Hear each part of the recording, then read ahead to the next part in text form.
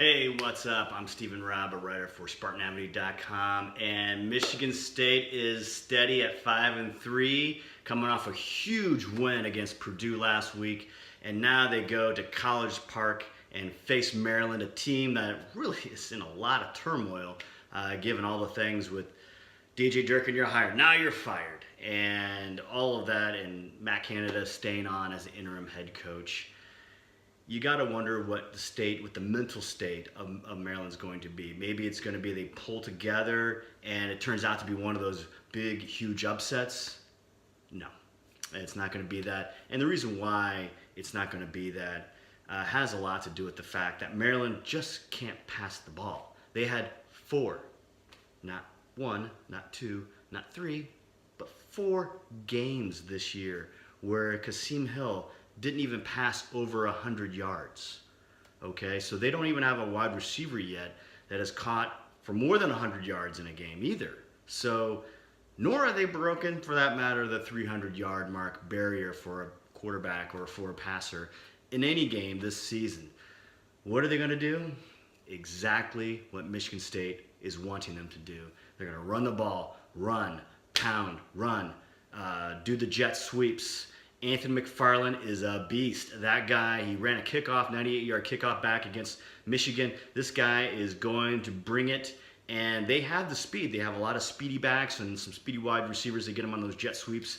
And I believe Michigan State's going to have their hands full in the running game. And I wouldn't be surprised if Maryland pops a couple of those runs for touchdowns. So my final score I had, it was 28-10, I believe.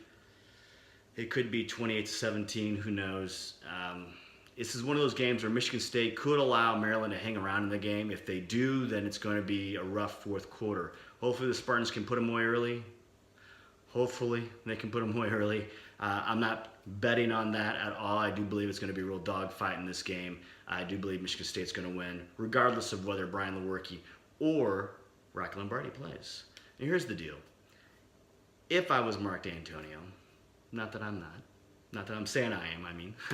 But if I was, I wouldn't start Brian Lewerke. And I don't think that's what they're going to do either. I would just give him another week of rest, let him fine-tune up there, go Nebraska, and then he'll be ready for the Ohio State game.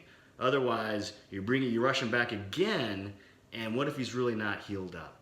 I'd say, hey, Lombardi played great last week. Throw him in there. First road game for him. And see what, kind of gauge the game. If you need to bring Brian Lewerke in the game, then you bring him in the game. But you bring him in the game maybe in the second half. And the reason why you do this is because they've been watching Lewerke's throws. They don't want him to go over a certain amount. And Michigan State has really had to pass in order to move the ball. So you don't want Brian Lewerke throwing the ball 50 times. In fact, you're going to need him to do that possibly in the next 2 games. So you want him to rest that shoulder and heal up as much as you can there. And Lombardi is a tough guy. He's got the offense under his belt now, and they're going to expand the playbook. So it just makes sense to start Lombardi, even though they're not going to say who they're going to start.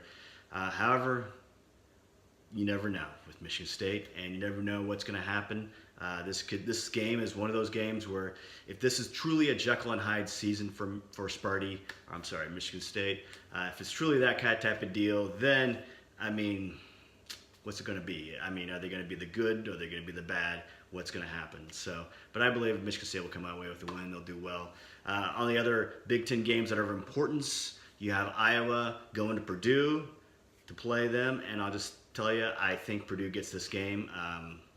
That's just my gut reaction there. Northwestern plays Notre Dame, and Northwestern, they're just not going. They don't have the dogs to beat the Fighting Irish, and so they're the Fighting Irish for a reason. You got Ohio State's going to win easy as well. Wisconsin will win easily, and then you have Michigan and you have Penn State. And who's going to win this game? My money is on.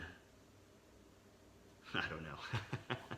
I really don't know. I think the one thing that's really going to be it's a tough matchup for Michigan because Trace McSorley can get out and run, and he's that guy that's going to make it hard for you. And so my guess is if Michigan can contain Trace McSorley, then they win the game. But if they can't, then Penn State has a real chance to beat them. Yes, Penn State doesn't have a great defense.